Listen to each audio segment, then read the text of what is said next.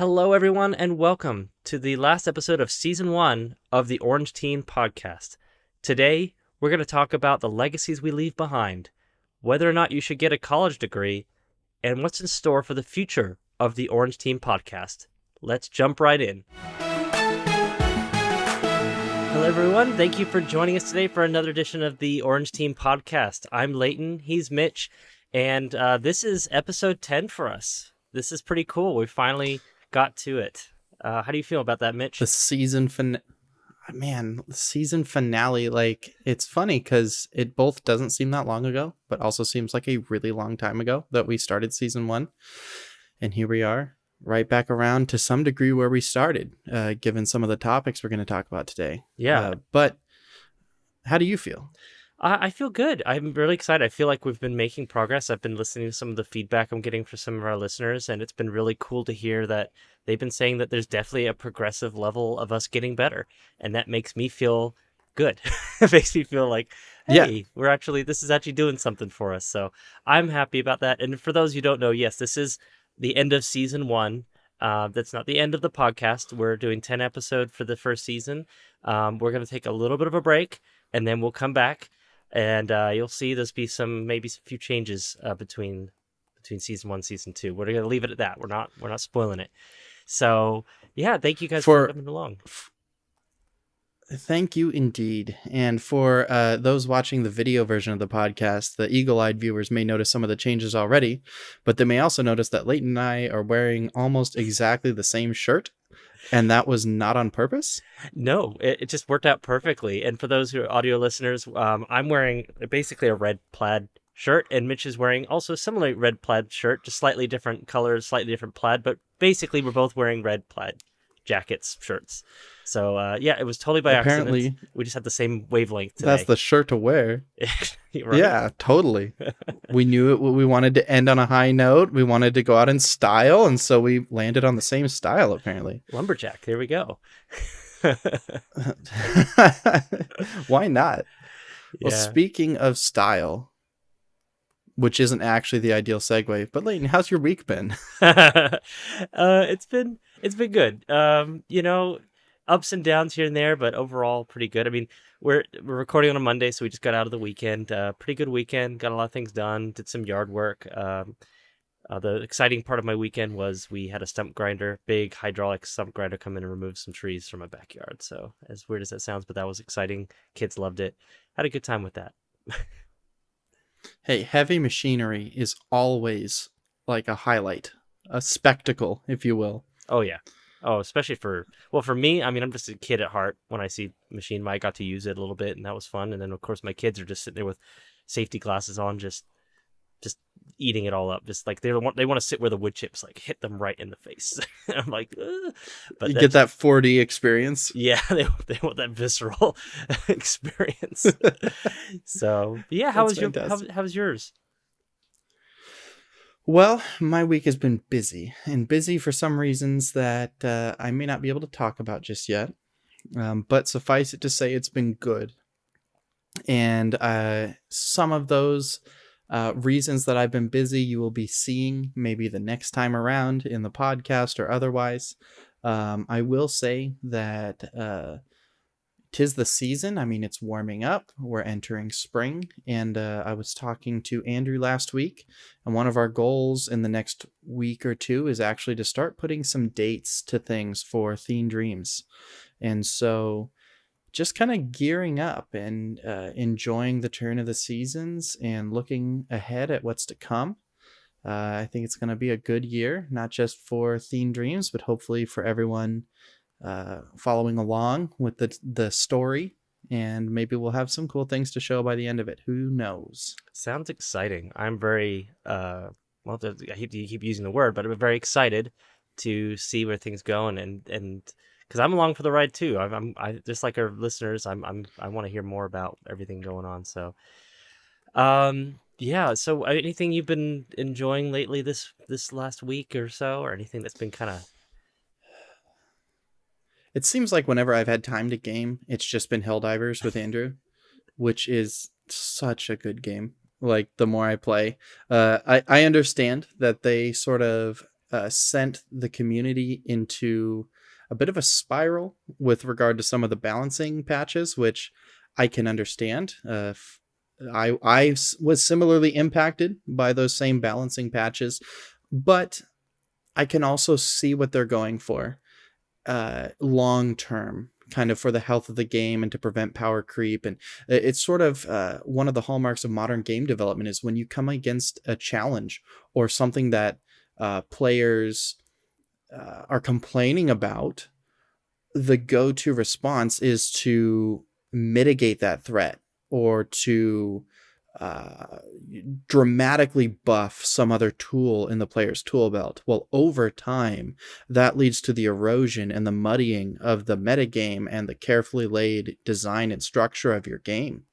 And so to see Arrowhead take a different response and to even be willing to sort of handicap the players and reduce their effectiveness in combat for a better future, I find that refreshing in a way, and I'm along for the ride and willing to ride out any bumps in the meantime. And hey, your railgun doesn't work against chargers the same anymore, but you can still shoot them in the back. So for all you Helldivers players out there, it is not that scary. They've seemingly balanced the spawns at least.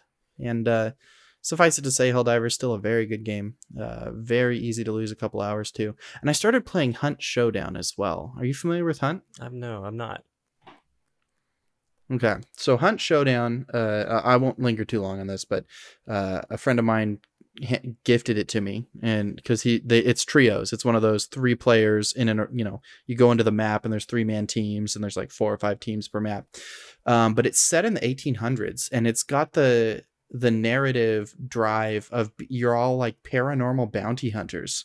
So back in the era of 6-shooters and lever action rifles, hunting down monsters in the Louisiana Bayou, and it's just got a really interesting flavor, and it's very fun because it's obviously players versus environment because you're fighting the monsters, but then it's also PvP because some of the monsters have bounties attached and those other bounty hunters want it too, and so it gets pretty nuts. That's been a fun time for me to play that as well, although like I've said elsewhere, I'm kind of leaning more in the PvE direction nowadays as opposed to PvP, but it's great to go in and just get annihilated by people who are way better than I am once in a while. Yeah. It's fun to get into some of those games, especially, I don't know. It's always something new, and I'm really excited that there's so many new types of games coming out. It just feels like things are still staying fresh. There's always someone out there to keep the experiences fresh. So anyway, that's really cool. Totally. Yeah, I wish I could be playing some more games. I've been super busy lately. Some of it for work related, some of it just personal hobbies. I'm still working on the Jellyfin server thing, and I'm learning a lot about media transcoding and file formats and compression and so many different aspects that I never even considered. And I'm rethinking everything about how I'm doing my media server now, because I'm like I've become a bit of a quality snob now that I've experienced Blu-ray quality. So I'm rethinking. I just bought myself a 5 terabyte hard drive so that I can actually, instead of having compressed versions, I'm gonna have all the full quality versions on my server now. I've run into some issues where I've accidentally pulled the wrong audio off the disc, so now I have like just the director's commentary and not the audio. My poor kids You wanted to just watch. got it in Portuguese or something. Well, okay, we started to watch the movie Tangled, and the audio was right, but the title was in a different language. It's like when the movie comes up with the movie title, and it's in the font of Tangled, but it's some other word. I'm like, okay, the language, I'm hearing them right, but why did it give me that? Or they wanted to watch How to Train Your Dragon 2, and it only had the director's commentary audio because of the way I compressed it. So I was like, oh man. So now I'm going to try and run just raw MKVs over the network, or actually I'm thinking of just literally hook it directly into the TV and not even doing it as a stream service anymore.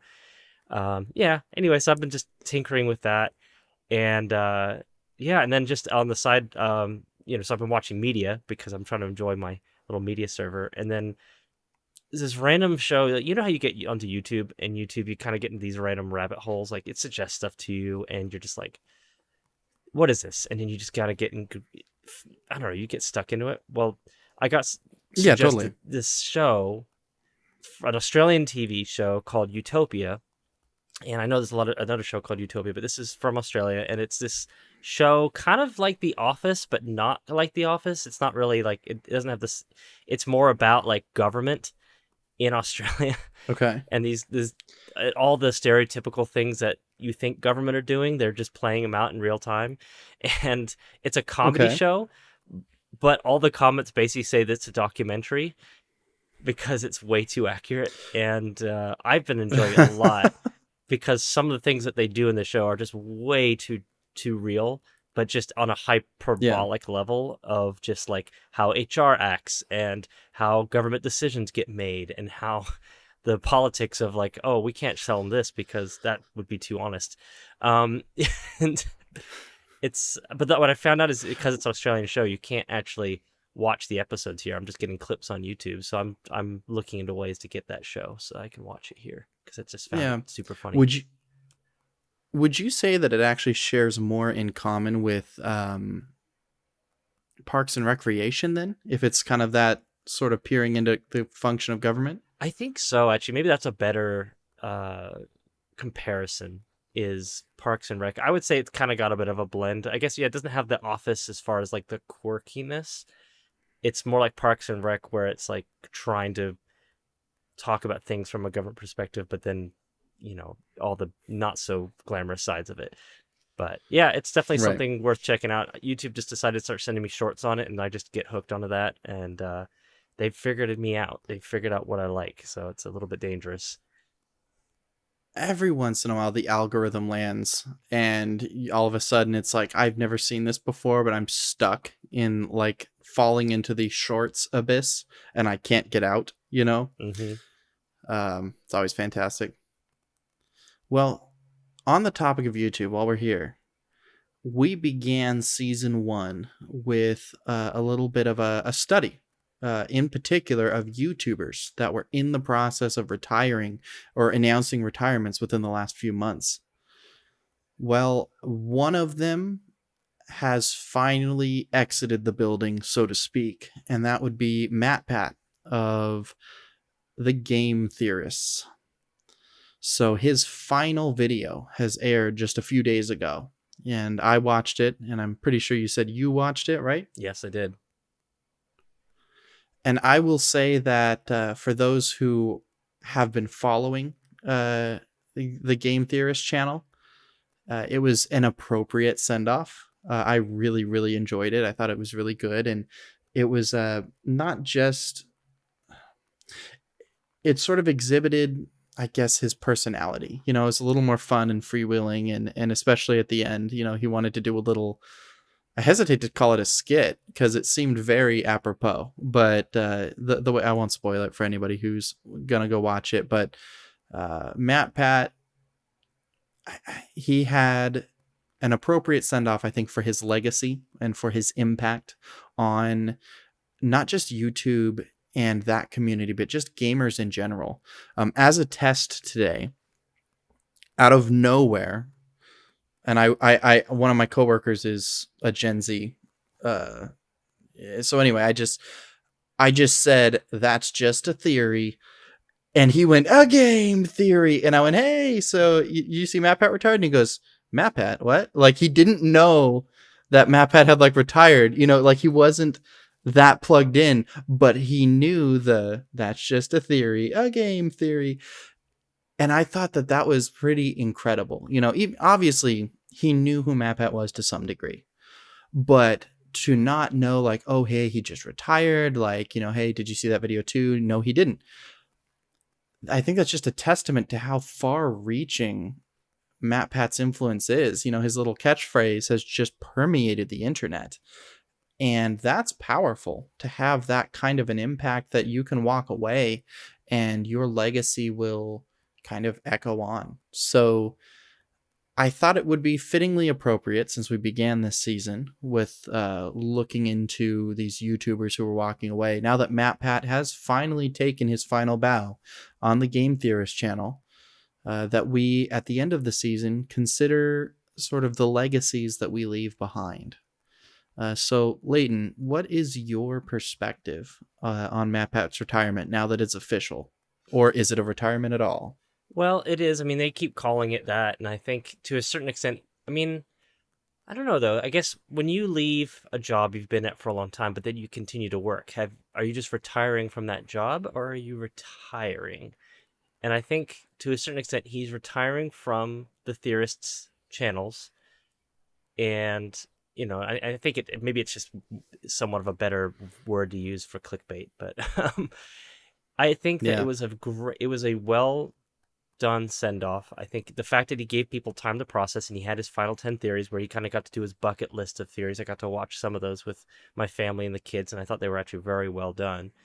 And then, yeah, that final video I thought was just really poignant in that he summed up, I mean, he theorized about his own channel, about the title of game theory.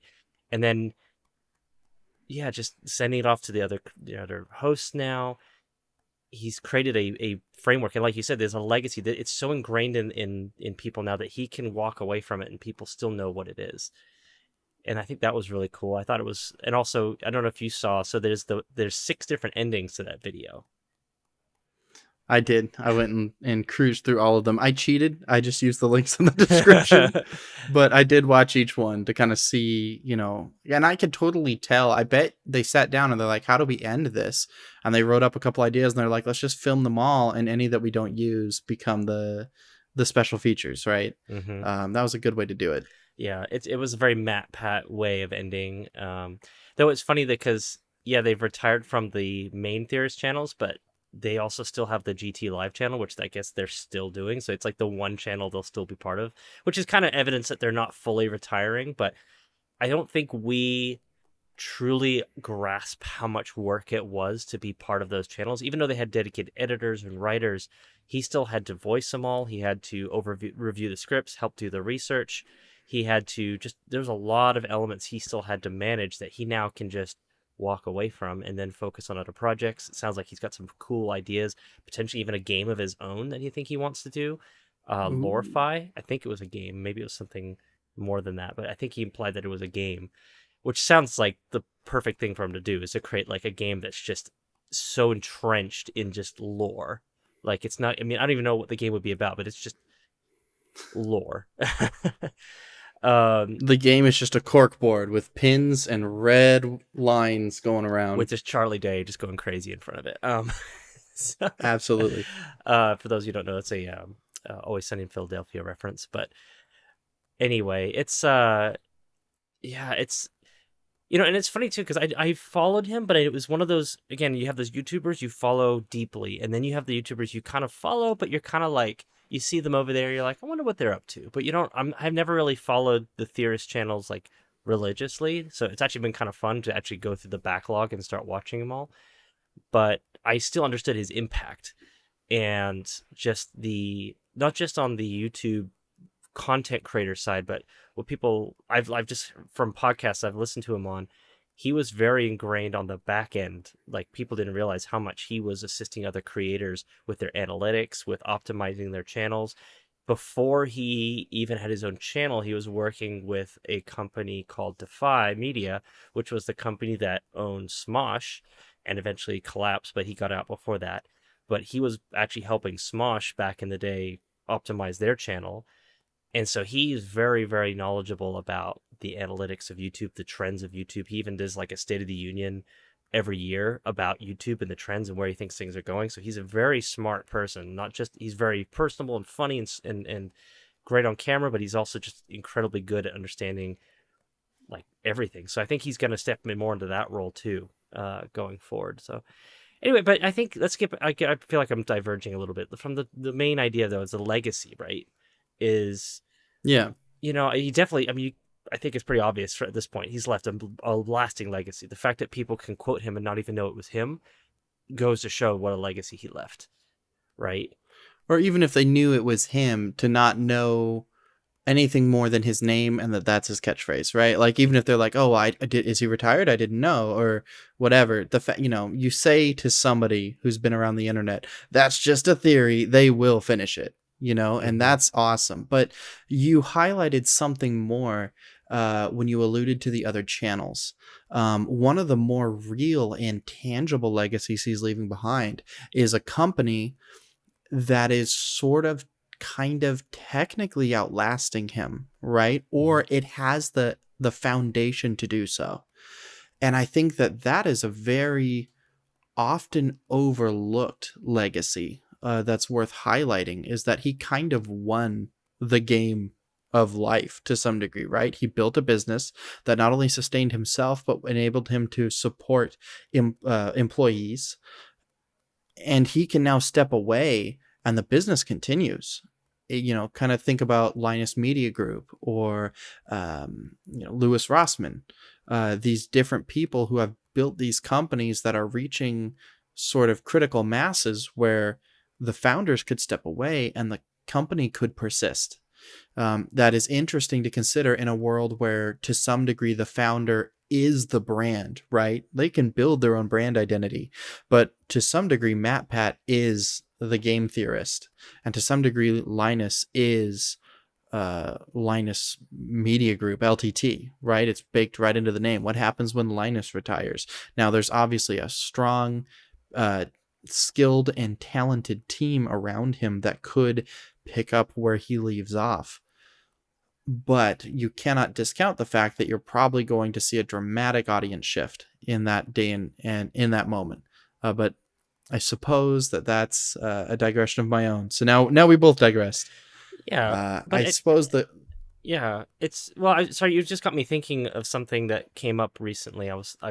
So you bring up a really interesting point about like the idea of the creator being almost the linchpin of a business, a creator business, right? And so, and trying to build a business where you can pull that pin out and the company still survives is really, really difficult to do, because YouTube, in and of the name itself, is really designed to be a broadcast you. It's a personality driven platform.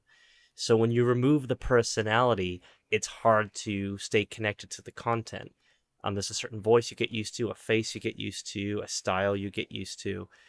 And there's a group, two guys I follow named Colin Samir, and they do kind of a podcast interview style video, and they've done it with a lot of different people. And they created this chart, which I thought was very interesting, about basically the difference between a regular business and a creator business. It's like a pyramid, but an inverted pyramid. So a creator business, the creator is like the CEO, and they're at the bottom, and everything lands on them. And if you pull that out, the whole thing collapses. Whereas a regular business is the other way around, where the CEO is at the top and everyone else supports the CEO. And you pull the CEO out, you can just pop a new one in. And you see that in businesses all the time. They replace CEOs like they're going out of style. And this was brought up too because I was watching Ludwig, who is kind of talking about how he's been thinking a lot about this. And so he created a separate company called Off Brand, which was designed to be a support network for creators who want to do events. So live events or just in-person events or just different things. And its whole purpose is to create a company that his employees can now work for, and it's not tied to him. But it's in I thought that's super interesting. Like, he's thinking forward about his employees. He doesn't want them to run out of a job when he's just sick and tired of YouTube, because all the money comes from his face and his voice and his personality. And I thought that's a very interesting thing for anyone going forward. I think even for Thean Dreams is that, the podcast here is really just the two of us. And when we stop talking, it's probably going to just go away. I don't think we really look at this podcast as anything more than just a place for us to just enjoy talking. But Thean Dreams, I really believe, just from talking with you, that that's something you would hope that can outlive you. So that doesn't really get tied to your face or my face. That's really a business that while we're starting, or you're starting really, we're keeping ourselves out of it, if that makes sense. We're not the face of it. right.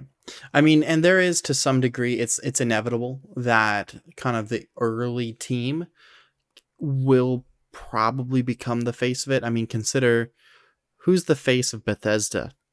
Yeah, Todd Howard. Obviously, Todd Howard, right? Yeah, Who's the face of Valve? Gabe Newell. Right. And it's like the companies could doubtlessly do well without them, Hmm.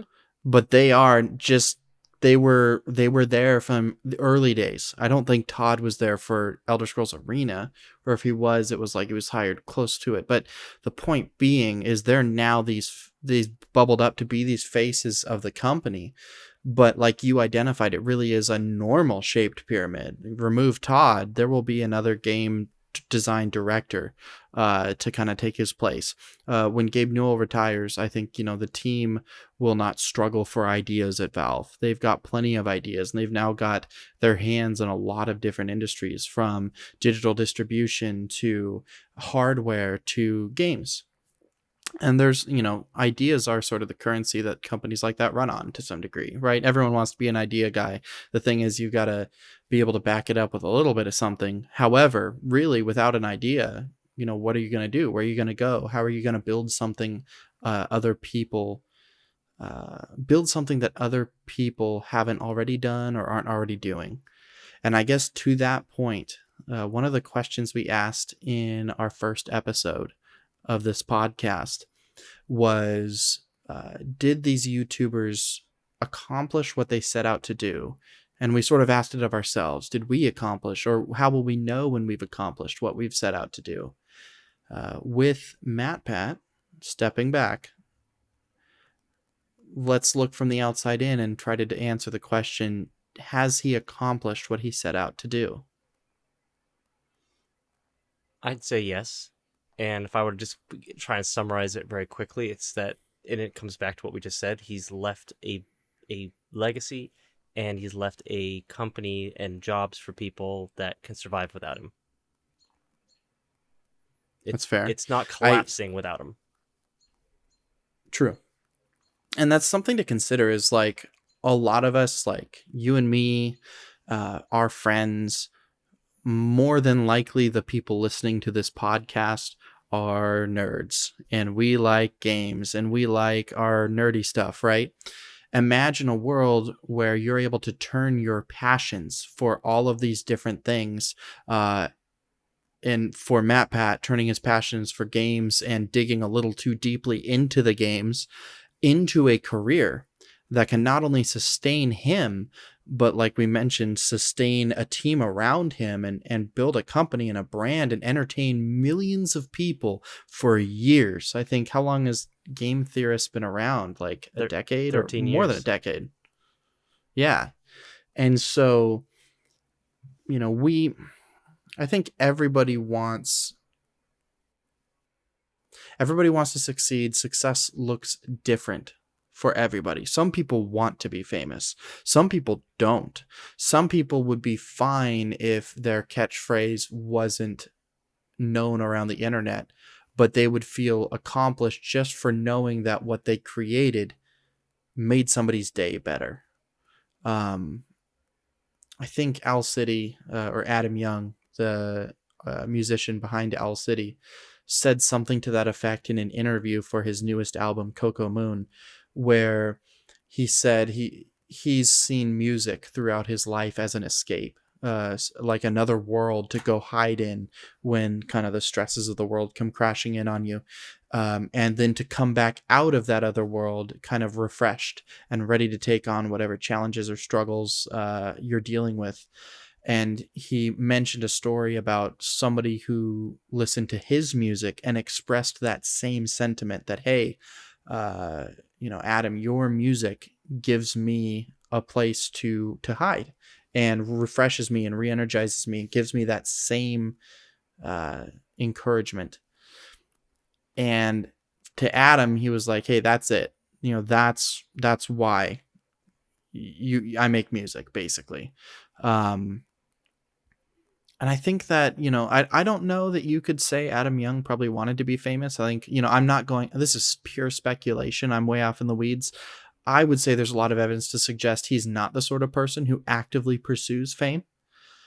So for him, success might be different than having his name on everybody's, in everybody's lexicon, if you will, to be a household name. But I think for him, success just looks like that story of, hey, the thing you made helped me, and enriched my life and added color to my world. And thank you for that. And I think that for a lot of creators, that's just it.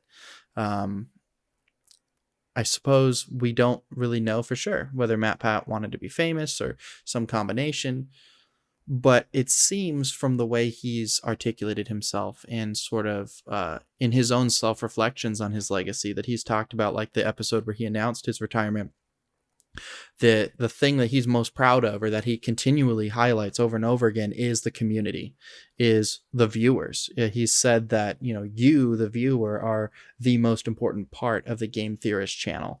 And that is kind of a trite and kind of a corporate thing to say coming from anyone else. But with MatPat, something about his personality, you just can't help but believe him. You know what I mean?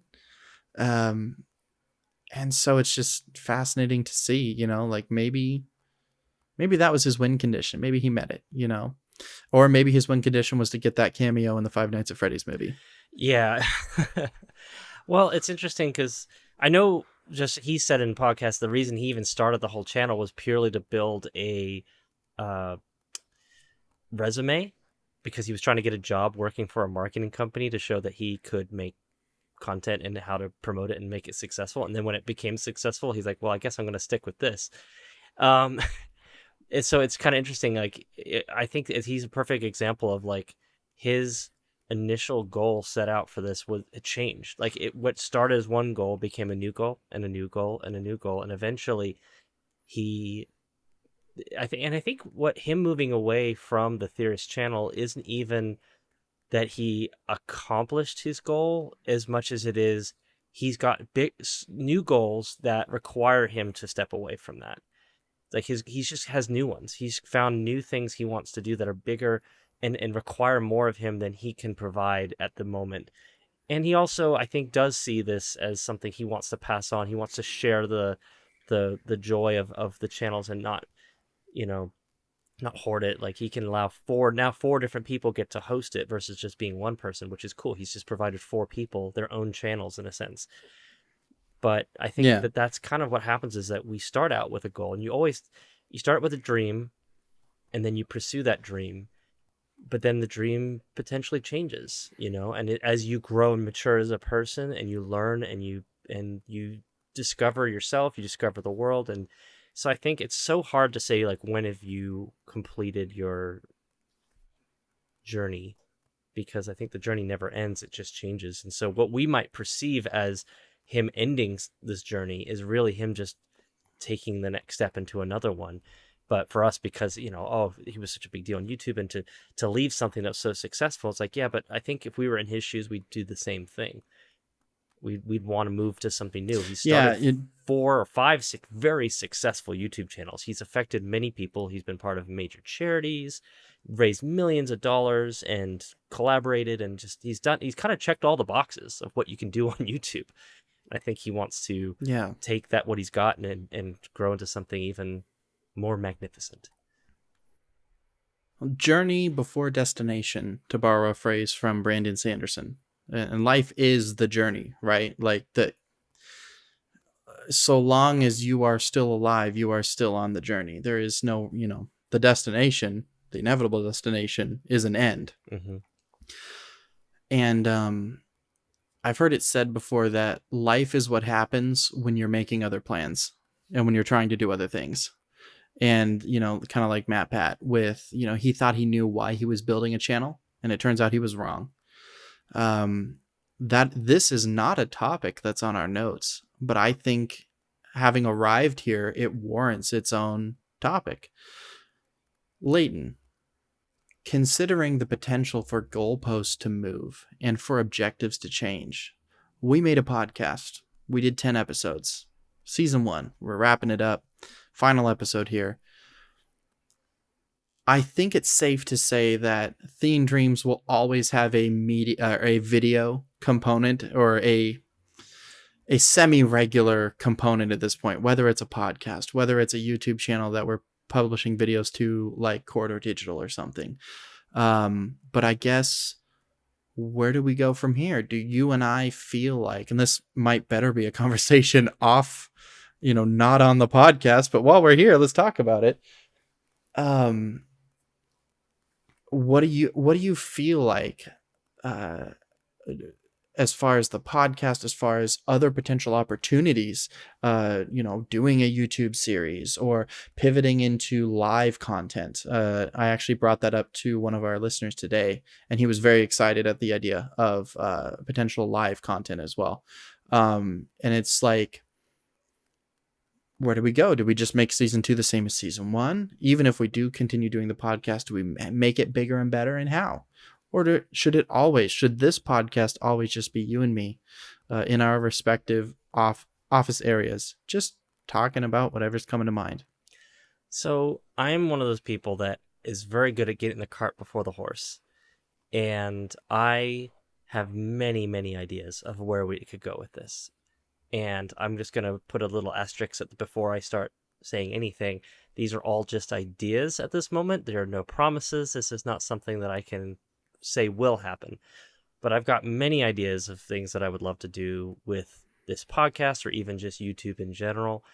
One of the things Mitch and I have talked about is starting a gaming channel where we actually play games together, we do commentary, we laugh, we joke, we can get more of our friends involved. It's something to be very, I don't say easy because I don't think anything is easy, but it'd be fairly easy content as far as just being able to play games and put them on the internet, which would be fun. Live absolutely would be a really cool thing to do, be part of this live and reacting to the audience as we record.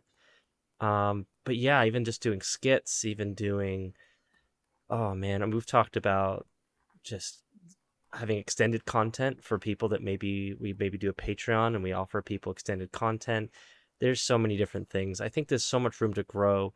But the reason I said the cart before the horse is because I also realize that I'm the kind of person that will just try so hard to get so many things done at once, and then I'll burn myself out because I don't realize how much work it is until I get down into it.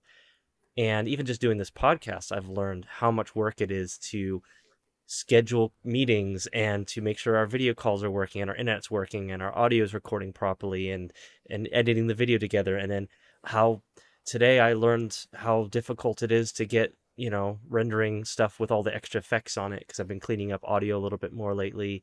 And then YouTube limits my audio, my upload speed, so I've been having to deal with that. So it's like all these things I'm learning. I'm like, okay, I have a lot of big plans, a lot of big ideas, but I've also learned that you have to be patient and just do one thing at a time. I absolutely believe that we'll get beyond just the two of us. I think it would be fun to have guests, or even if some point we can have a third member or fourth member, just and make it into like a bigger group where we could consistently meet. That would be awesome. But I also realize that it's going to happen when it happens. I think we've got the ideas, and we'll kind of, when we feel like we're like, yep, we've got this down pat, we're done. We're not done, but we've got this part locked in. Then it's like, okay, now let's add that next thing, and then one more thing, and then one more thing. We've only been doing this for 10 episodes, at least published. And I think there's still more time for us to work things out and to grow it. But I am excited to see where this will go, the growth potential, I just to push ourselves creatively, I guess is the way to put it.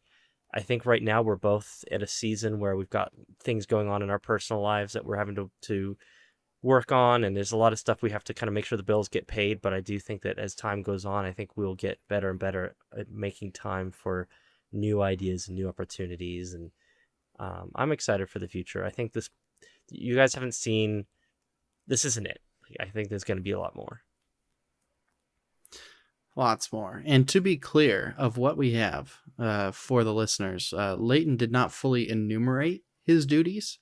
Really well and truly, this podcast would not exist without Leighton. And so in the comments, wherever you see him, feel free to throw up a thanks, Leighton, if you're enjoying the podcast, because he has certainly earned it with an incredible amount of work and dedication. And for sure, from my perspective, this has just been an incredible experience. And you talked about growth, like growth of the podcast. I think something else you had said early on in us doing this podcast was it was really about growth for us. And I feel like I have grown a lot, even in just little things like hearing myself talk and my wife talking to me about listening to me talk, being like, oh, well, what if you didn't say so much, and some of that, well, what if you, uh, there we go. I did an awkward little pause, but you see what I mean? Like, if you really want to grow in something, there's always some way to grow. But if you really just want to throw something out there, then you can just throw something out there. But I think part of what you and I have really had fun with this season is digging and trying to find those things and say, let's actually improve each and every episode in some way, big or small, in at least one way. And I think we've done it. And I think we're in a good position for season two. Maybe to help position us for a better an even better opportunity come season two. Just to wrap up this topic before we leave, what lessons are there for us to learn as we consider Matt Pat and his legacy as kind of a once in a lifetime content creator? If you could say just one thing that you're going to take away personally. Ooh. Um, Something that really stood out to me when watching the final video and some of the other videos he's had leading up to this is how much he has done to help others succeed and to collaborate. And I know that at the moment, it's really just you and me on this podcast. But I do really hope that as we continue this podcast, that we can bring other people in, whether it's a team to help produce and edit, or it's someone to help be part of the actual show, whatever it is, or people, listeners, if there's something we can be part of, or just anything like that. I really feel like that's an important aspect I would like to take away is that ability to not just be about me or us, but about the bigger picture. And I hope that we can leave an impact that this podcast is more than just a place for us to vent and nerd out. I mean, that while that is a big part of it, but also some place where maybe we can build a community of people who really can share their passions and interests and feelings on things, and we can be part of that. And yeah, that's probably my biggest takeaway. How about you? I think I would agree. That really did strike me in everything Matt Pat had to say about looking back on his legacy. It was always, you, the viewer, were the most important member of the team. And again, while that seems corporate and trite, he, I think it seemed genuine when he said it, and that got me thinking about just inevitably everything you're doing on the internet or wanting to be a creator. Even if I were to be a novelist, like I've said, I've had interest in writing as well. The ultimate goal is for somebody to pick up that book or somebody to play that game, and inevitably they're going to talk back. It's called feedback, and it's going to become a dialogue between, hey, what did you enjoy, what didn't you, tell me what you're excited to see in the next game we make or whatnot. And that is just a powerful moment in the world of a person creating content, making something, that back and forth. And I know it's not always easy, and I know there can be a lot of friction involved in that same scenario. But seeing how Matt Pat handled it kind of gave me hope, because it's real easy to see all the worst sides of things if that's kind of all you're looking for, even if you aren't aware that that's all you're looking for. But getting to see the way Matt Pat saw it and the way he thought about it, and that was really refreshing and really encouraging for me as someone about to, again, like we talked about in episode 1, we're now stepping into that arena. We already have to some degree, but we're going to continue to do so. And it's refreshing to see somebody walk out of that arena without being like completely on fire. You know what I mean? Yeah, no, for sure. A lot of people, or usually, run out with torches and pitchforks. So, cancel They culture. become consumed in the crucible. Yes. So it's good to see someone leaving on a high note and with such a respectable legacy that people are happy for him and aren't mad or aren't glad that he's leaving. I guess that's a better way to put it. So, yeah, it's something we strive for, and I think again, I want to reiterate too. Is like he went into this with no intent of becoming the big impact star that he is. I think he just did everything to the best of his ability with as much, you know, focus and determination, but also kindness and compassion and collaboration, and making sure that what he did was positive, that, it couldn't help but grow into something bigger. And I think that's the key thing I think of for us is we're not doing this because we want to get famous. We're doing this because we just really enjoy it, and we're going to do it to the best of our abilities, and we're going to be, as open and as we can, and hopefully that people resonate with that. So I'm very excited to see where this goes and just enjoy the ride. Yeah, and something else I wanted to comment on was his authenticity. He did everything he did to the best of his ability, and seemingly, from an outsider's perspective, I could be wrong. Maybe he really wasn't a gamer off camera. I sincerely doubt it. But the fact is that it seems as though he built a career and a life around being authentically himself. And like you said, working to produce content to the best of his abilities to do so. But he never compromised and he never faked it. There's a school of thought that says fake it till you make it. And to some degree, I may even be a living example of that because I really had to fake being a developer until I was finally a developer, because I did not go the traditional route of college to career. I kind of had to force my way in the back door. But here I am, and I faked it till I made it. So a very interesting point you bring that up, and maybe this will be a new topic. I don't know if you had more to say on that, but the fake it till you No, make let's it go. and not having a degree, I think is a very important thing. I watched a video today talking about how there's a huge decline in jobs asking for college degrees. And Mm-hmm. I thought that was really fascinating because even though I did end up going and getting a degree, I'm not using that degree for the field that I'm in. It's a very different field. I was in cybersecurity. I'm doing media development now. And you didn't get a degree in Hmm. programming, but here you are programming both on web development and video games. I will say I got an associate's degree in computer science emphasis programming, but I got my first job in the industry the semester I was due to graduate. And the questions come up several times. Well, do I go back and finish the bachelor's or not? And the way things are going, I'm already kind of in. So, Right. And something you said resonated with me too, regarding the fake it till you make it, because I didn't go to school to be a video editor, learn Photoshop, learn audio engineering, web development, like all the different things, the hats I wear were all self-taught, whether through a job that I was doing or just out of curiosity. And now I'm able to make a career out of those. So I think this will be the next topic: is how important do you think a college degree really is in and obviously this is very open-ended. So how important do you think it is that people get a degree nowadays? hmm. Well, as we've mentioned on the podcast before, my journey to becoming a programmer was unusual in that I struggled with math from high school and beyond.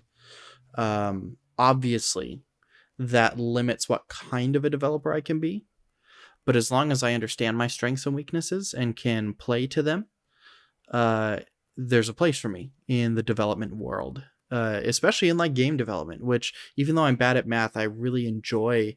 Like, and this sounds weird, I'm bad at math, but I really enjoy linear algebra because like uh, calculating vectors and matrices, all of the things that make up games, because they're so visceral and they're so visual. And I get it. Like, I can see that I created a vector between the player and the dinosaur, and I can then use that vector and the magnitude of it to determine how far the dinosaur is from the player. I can take the square magnitude to cut out a square root so that it's a cheaper operation. And then I can use that information to determine whether the dinosaur sees the player.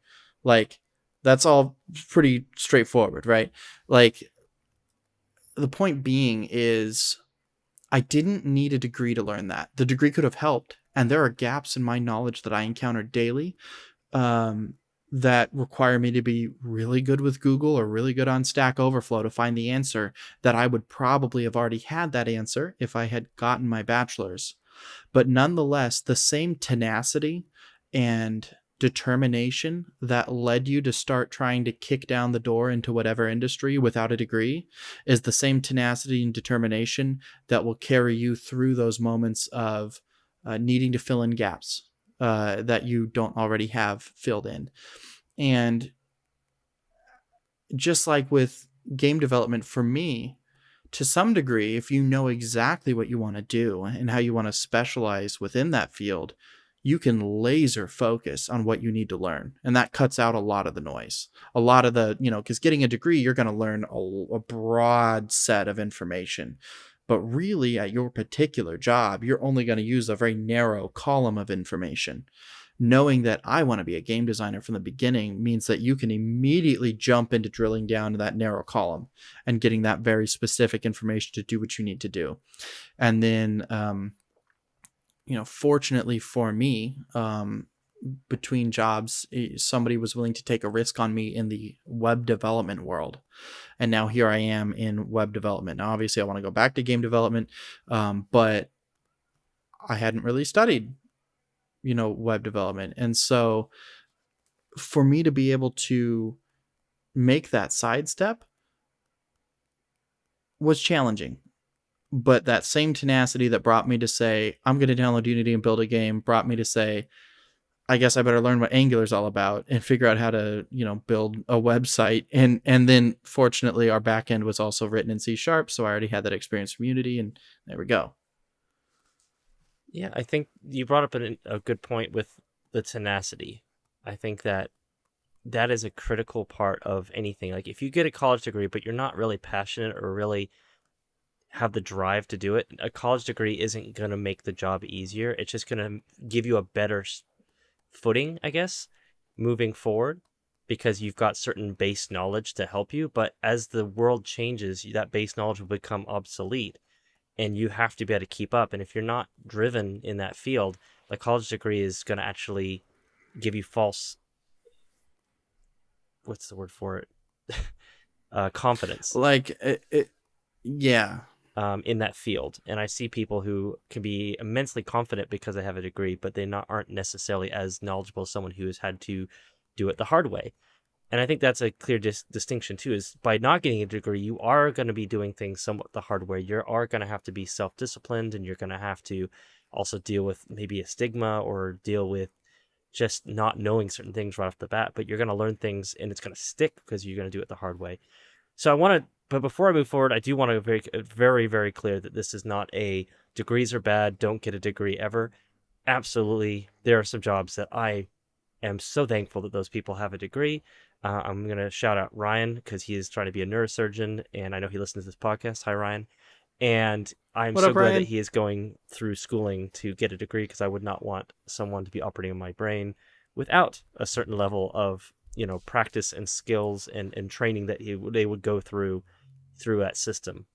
So absolutely, there are fields that need degrees. I just think that there are certain fields that have been, that people just assume that everything needs a degree. And I don't think that's true. I think there's certain fields that have very clearly, you can move forward in those fields without getting a degree.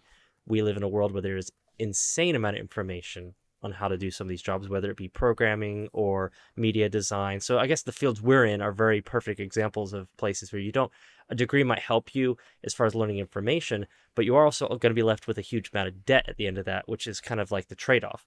Whereas you can avoid some of that debt and actually start working at small, cheap jobs, learning stuff while also teaching yourself on the side, do some passion projects, and suddenly you're at the same level as someone who went to college.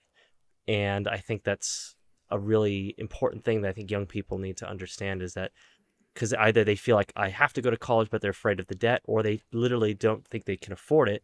And so they feel like they're not good enough. And it's like, no, you can, but you've got to really be passionate. Pick something you really feel like you could do in and day out, whether it's good, bad, or otherwise, and continue forward. And then that's where you're really going to shine. So that was kind of where I was thinking too, is just, it's interesting seeing the market actually starting to reflect that more though. Not just, you know, what people say, but actually jobs and companies saying we need to hire people without degrees because we can't, we're short on certain fields, especially in the blue collar jobs. They're definitely, and most of the blue collar jobs I feel like didn't need degrees to begin with. I don't think most of them are more apprenticeships and, maybe more like certificate trainings.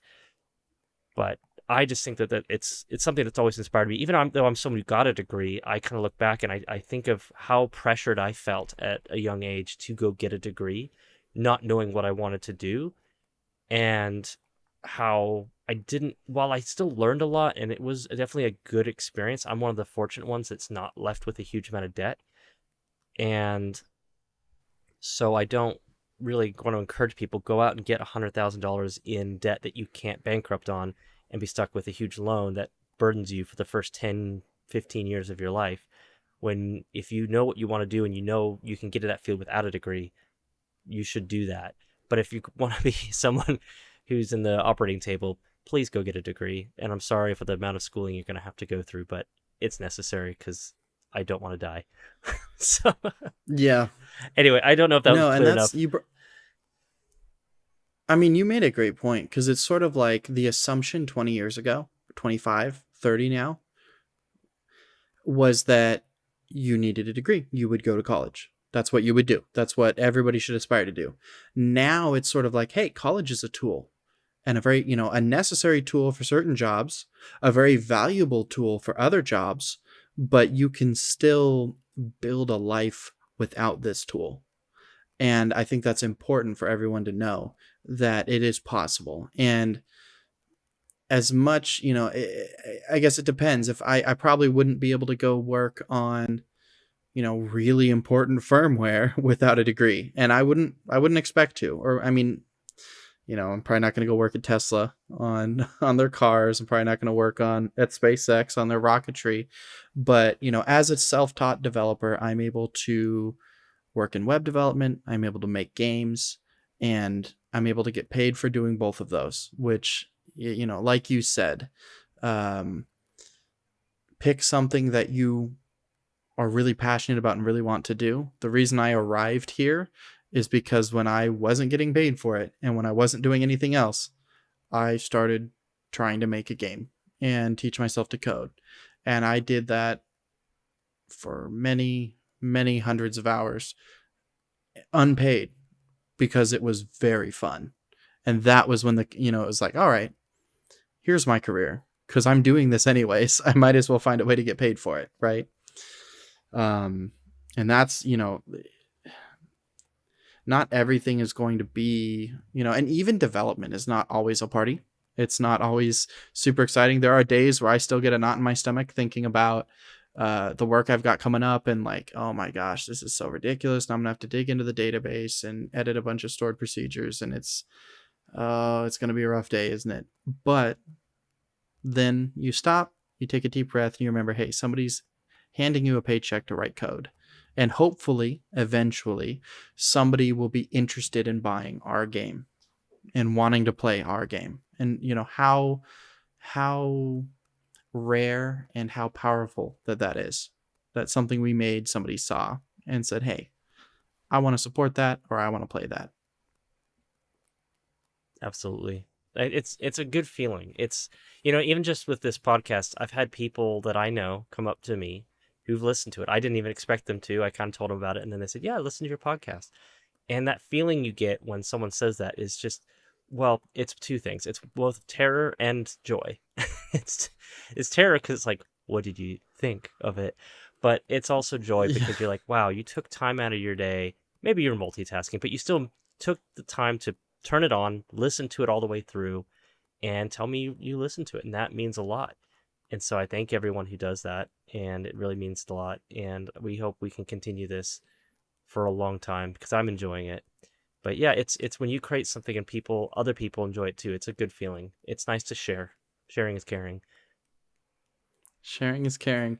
I don't know, let's do a like special thanks to Matt, to my wife, to my family, my children, to Andrew and Melinda and the support team, to your family, everybody who's helped to make this podcast possible or encouraged us and offered their feedback and alpha or beta listened 2 episodes before they went live. Just thank you.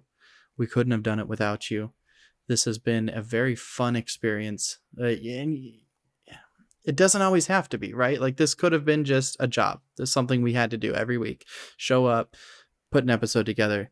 But we both love to do this, to talk and to speculate and dig deep into tech and gaming news. And this has just been awesome. And like Matt Pat, I strongly suspect that you will see us again in the near future. But hey, that's just a theory. A game theory. The game theory. Thanks for watching. No, exactly. Truly. I'm excited. Thank you. Yeah, that was a beautiful layout. Well, swish. Well, this has been fun, and thank you for amazing season 1 of the Orange Team podcast. We'll be back. We don't know exactly when. We got to work out a few things, but we're thankful that you guys are listening. Stay tuned on our YouTube channel. I'm planning on uploading some shorts of our previous podcasts. So while maybe it's previously listened to content, there might be some content that you haven't seen from some maybe unaired episodes, potentially. So be on the lookout for that. That'll fill up the void between seasons. So check that out. We're on Facebook, we're on Spotify, Apple Podcasts, and YouTube. So definitely check us out on those things. If you like this, please like and comment. If you're on YouTube, subscribe. We really appreciate it. And we just want to hear as much feedback from you guys as possible. And just what ways we can improve, topics you'd like for us to cover, and or just, saying hi. Just be really fun. So we appreciate every single one of you guys. And Mitch, I thank you so much for being my partner in crime on this. And it's been a lot of fun getting to make these episodes and looking forward to season 1. We can't wait for you guys to see what we have in store. It's going to be fun. Thank you, Leighton. It's been absolutely delightful, and I cannot wait to see what comes next. Well, that's it for us. Thank you for listening, and we'll see you next time. Bye-bye. Bye-bye.